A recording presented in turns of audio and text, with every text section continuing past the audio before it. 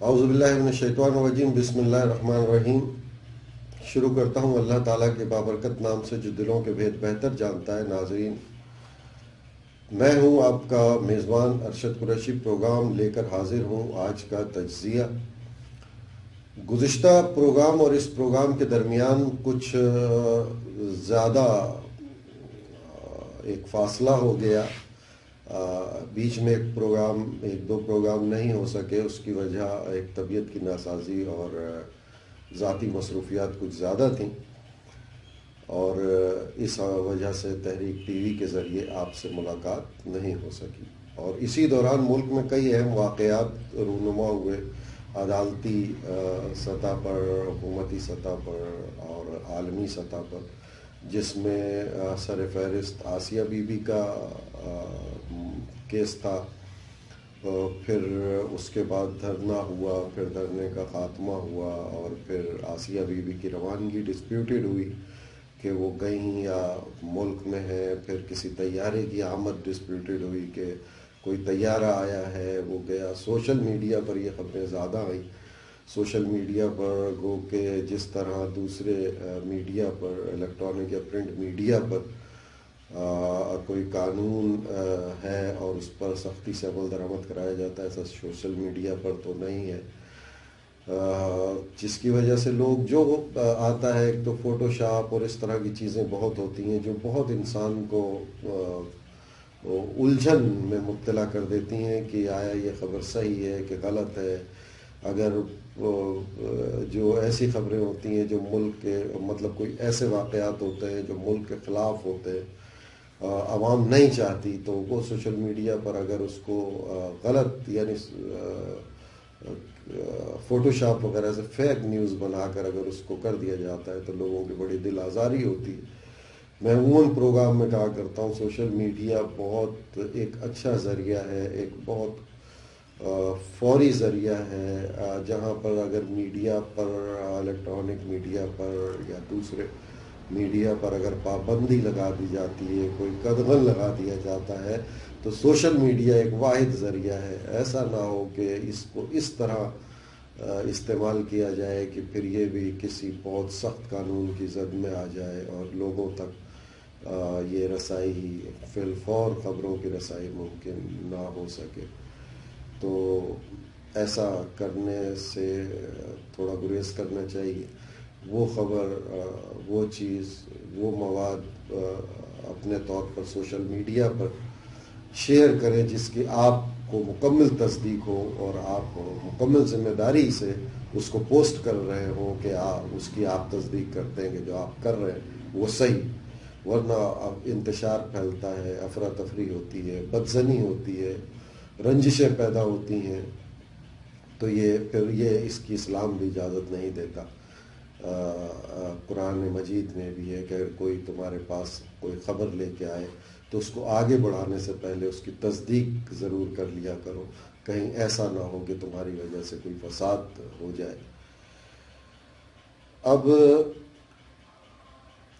پورے ملک میں چند جو خبریں اہم چیدہ تھیں وہ میں نے بتائیں کہ وہ گردش میں تھیں، وہ تھے واقعات، وہ ہو رہے تھے۔ کراچی میں بھی بہت ایک منظم دھرنا ہوا تھا اور کراچی بند رہا، 2-3 دن بند رہا۔ اب کراچی میں جو اہم بات ہے جس پہ تجزیہ کرنا چاہیں گے، آج کل سپریم کورٹ کے احکامات پر کراچی میں تجاوزات کا خاتمہ کیا جا رہا ہے۔ تجاوزات، ناجائز تجاوزات جو لوگوں نے انکروچمنٹ کر لی، ابھی یہ آئے ہیں مارکیٹس کی طرف ہو رہا ہے، یعنی صدر ایک بہت کراچی کا مصروف اور بہت مشہور جگہ ہے صدر، وہاں پر ایمپریس مارکیٹ، وہاں پر برٹش دور کی کئی بلڈنگیں بھی ہیں، مارکیٹیں بھی ہیں، اور اس میں کوئی شک نہیں ہے، اس میں نہ ہی میں کوئی مبالغہ آرائی کروں گا کہ انکروچمنٹ نہیں تھی، تجاوزات تھیں اور ان کو گرایا گیا ہے۔ لیکن جو اب تجاوزات گرائے گئے ہیں، ہزاروں کے قریب دکانیں گرا دی گئی ہیں، کئی معروف ڈپارٹمنٹل اسٹورز کو بھی گرایا گیا ہے، اور بھی کئی اہم دکانیں ہیں، کئی چھوٹے لوگوں کی، غریب لوگوں کی دکانیں ہیں، ڈرائی فروٹ کی ایک مارکیٹ، برڈز کی مارکیٹ، اور اس طرح کی کئی مارکیٹ جن کو گرایا گیا ہے، اور وہ ناجائز تجاوزات کے زمرے میں آتی تھیں، اور بالکل آتی تھیں ظاہر. لیکن اب ایک طرف جب تجاوزات کوئی اگر ایک آدمی کسی دکان کے آگے ایک بینچ رکھ کے اس کو بڑھا رہا ہے، اس پہ کچھ کر رہا ہے، تو اس کو وہیں روکنا چاہیے. ایک دکان کے آگے کوئی ٹھیلا لگا کے اگر کھڑا ہو رہا ہے تو پھر اس کو وہیں روکنا چاہیے. یہاں ایسا ہوا کہ وہ بینچ لگائی گئی دکان کے باہر، پھر وہ بینچ کے بعد ایک ٹھیلا لگا، ٹھیلے کے بعد ایک ٹین کی شیٹ کی ایک عارضی دکان بن گئی، پھر وہ دکان جو ہے وہ پکی دکان میں تبدیل ہو گئی، پھر اس کے برابر میں دوسری اسی طرح کی دکان ہے، پھر اس طرح ایک پوری مارکیٹ بن گئی. تجاوزات گرانا، ختم کرنا یہ غلط نہیں ہے. غلط یہ ہے کہ جب وہ چھوٹی سی دکان یا ٹھیلے سے وہ ایک پوری بڑی مارکیٹ بننے میں جتنا بھی وقت لگا، وہ ایک دن تو نہیں لگا، ظاہر ہے وہ کئی سال لگے. اس وقت جو ادارے جن کا یہ کام تھا ان کی ناک کے نیچے یہ کام ہو رہا تھا، تو انہوں نے اس کام کو کیوں نہیں روکا؟ اب یہاں پر یہ بہت ایک ضروری چیز ہے، سوچنے والی چیز ہے کہ جب اس پر اس نے اپنی جمع پونجی لگا دی، لاکھوں روپیہ لگا دیا اس کے مصرف بنانے میں دکان کے، اور پھر اس کو جب وہ ایک بہت اچھی بن گئی، چلنے لگی، چاہے ناجائز تھی، چاہے غلط تعمیر تھی، لیکن اس کو کسی نے شے دی ہوگی، اس کو کسی نے امید دی ہوگی. ورنہ اتنا تو لوگ جانتے ہیں کہ کوئی خاص طور پر کوئی نچلے مڈل کلاس کا آدمی کوئی غریب ریاست سے ٹکر نہیں لے سکتا، اس کے بس کی بات نہیں. تو کس نے شے دی اس کو کہ وہ ایک اتنا اس میں ایک وہ نڈر ہو گیا، بہادری آئی کہ ایک ٹھیلے کی جگہ اس نے جو ہے وہ پختہ دکان سے مارکیٹ بنا لی، پھر لائسنس بھی حاصل کر لیا. کئی ایسی دکانیں جن کے پاس لائسنس بھی موجود ہے. کس نے دیا؟ وہ کون شخص تھے؟ وہ کس ادارے کے لوگ تھے؟ وہ کیوں اس طرح کر رہے تھے؟ انہوں نے کیوں تجاوزات بڑھنے دیے؟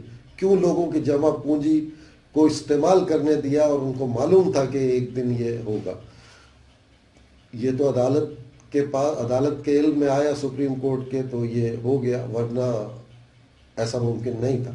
کئی دفعہ اگر حکومتی سطح پر کوئی بہت زور دیا جاتا ہے تو پھر ان کو تجاوزات کو گرایا تو جاتا ہے، لیکن چند دن کے بعد وہ تجاوزات دوبارہ بن جاتی. اب جہاں پر یہ فیصلہ ہوا کہ تجاوزات یہ ناجائز ہیں، ان کو گرایا جائے، ابھی ان کو کوئی متبادل جگہ بھی نہیں دی گئی. مطالبات آ رہے ہیں کہ متبادل جگہ دی جائے. شاید ممکن ہے جن کے پاس لائسنس رہا ہو وہ کاروبار کرنے کا، ان کو متبادل جگہ کہیں فراہم کر دی جائے. لیکن یہاں یہ بات بھی تو سوچنے کی ہے کہ اگر وہ ناجائز تھی، وہ غلط جگہ تھی، غیر قانونی طور پہ، تو اس کو لائسنس کیسے جاری کیا گیا؟ اور ادارے جو وہاں پر انسپیکشنز ہوتی ہیں، ان کو وزٹ کیا جاتا ہے ان کے اہل کا، وہ اس تجاوزات کو پہلے ہی دن جب وہ ایک تجاوزات بن کے اور پھر ناجائز تجاوزات کی طرف جا رہا تھا، تو اس کو کیوں نہیں ختم کیا گیا؟ اس کی رپورٹ کیوں نہیں کی گئی؟ اس کو وہاں سے کیوں نہیں ہٹایا گیا؟ چند ٹکوں کے خاطر کسی غریب کی پوری جمع پونجی برباد ہو گئی، اور اس کو ایک شے دے دی گئی کہ ہم ہیں، آپ کریں. حکومتی فیصلہ ہے، حکومت کے فیصلے معافی چاہتا ہوں، سپریم کورٹ کا فیصلہ ہے. سپریم کورٹ کے فیصلے پر کیا کہا جا سکتا ہے کہ صرف ایک رائے دی جا سکتی ہے، لیکن ظاہر ہے سپریم کورٹ کے پاس بھی کوئی پٹیشن آتی ہے، وہ اس کے مطابق ہی فیصلہ کرتے. تو اگر میرا اپنا تجزیہ ہے کہ جب یہ چیزیں ہو رہی تھی تو اب ایک یہ بھی فیصلہ آنا ضروری ہوتا ہے کہ یہ کن اداروں کا کام تھا. وہ تجاوزات کیسے ایک بینچ ٹھیلے چھپرے سے مارکیٹوں میں تبدیل ہو گئی، کیسے ان کو کاروبار کرنے کے لائسنس جاری کر دیے گئے، اور اس وقت وہ ادارہ کہاں تھا جس ادارے کا یہ کام تھا، اس نے کیوں نہیں ان کو ختم ہونے دیا۔ اور یہ حقیقت ہے بہت کنجسٹڈ ہو گیا تھا صدر، بہت ایک آپ یقین کریں کہ 2 گاڑیاں بیک وقت نہیں گزر سکتی تھی، روڈوں پہ اتنے آگے آ گئے تھے، تجاوزات آ گئے تھے۔ ایمپریس مارکیٹ اب بہت کلیئر ہوئی ہے، لیکن ایک ملال تو ہے، ایک دکھ تو ہوتا ہے کہ ٹھیک ہے ناجائز تھا، لیکن کس کے کہنے پر، کس کی وجہ سے، کون لوگ تھے جنہوں نے ان کو شہ دی کہ چلیں اگر فرض کریں کہ انہوں نے کوئی شے نہیں بھی دی اور اس میں کوئی بھی کرپشن نہیں تھی، تو پھر نااہلی تو 100% تھی، وہ ادارے کیوں خاموش تھے، ان کو اس وقت کیوں نہیں روک دیا گیا۔ آج تک کے لیے اتنا کافی ہے، اگلے پروگرام میں پھر کسی نئے موضوع کے ساتھ ملاقات ہوگی، جب تک کے لیے ارشد قریشی اجازت چاہتا ہے۔ اپنے ارد گرد رہنے والوں کا، اپنے پیاروں کا بہت خیال رکھیے گا۔ فی امان اللہ۔